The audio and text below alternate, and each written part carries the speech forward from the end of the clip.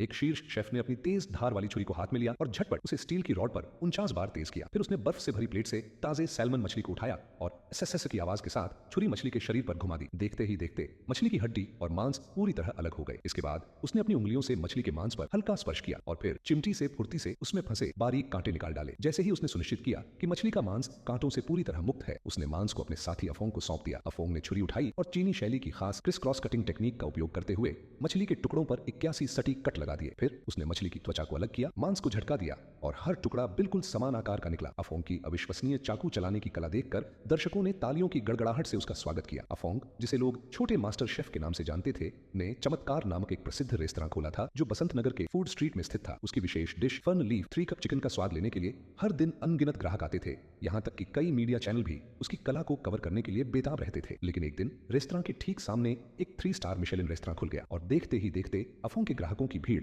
वहां खींचने लगी। इस नए रेस्तरां का हेड शेफ कोई और नहीं बल्कि उसका प्रतिद्वंदी सिमिदा था, जिसके साथ उसकी चाकू चलाने की कला में बराबरी की टक्कर थी। चूंकि दोनों में से कोई भी अपनी श्रेष्ठता साबित नहीं कर पा रहा था, उन्होंने कुकिंग चैंपियनशिप में भाग लेने का फैसला किया, जहां जजों का फैसला अंतिम माना जाता। प्रतियोगिता की शुरुआत होते ही अफोंग ने बिना वक्त गंवाए एक बतख को उठाया और अपनी अद्भुत आंतरिक शक्ति के सहारे कट कट कट करके उसकी सभी हड्डियों को तोड़ डाला। फिर उसने एक छोटी चाकू ली, बतख के पेट में डाली और एक ही झटके में मांस और हड्डी को अलग कर दिया। उसकी यह बेमिसाल तकनीक देखकर दर्शकों की आंखें फटी रह गईं। इसके बाद उसने बतख के पेट में नाशपाती और कई प्रकार के मसाले भरे, फिर उस पर ताजा बना हुआ शोरबा डाला। कुछ ही पलों में बतख पूरी तरह से रसदार और सुगंधित हो गई।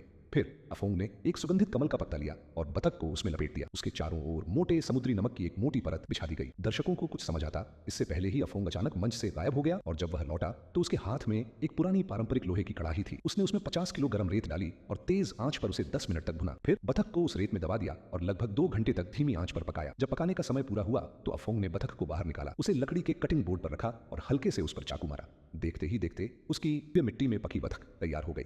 जैसे ही उसने बतख को काटा, उसमें से रसदार शोरबा बाहर निकल आया और उसकी सुगंध ने पूरे स्टेडियम को महका दिया। जजों ने जैसे ही इस साधारण दिखने वाले पकवान का स्वाद चखा, वे अवाक रह गए।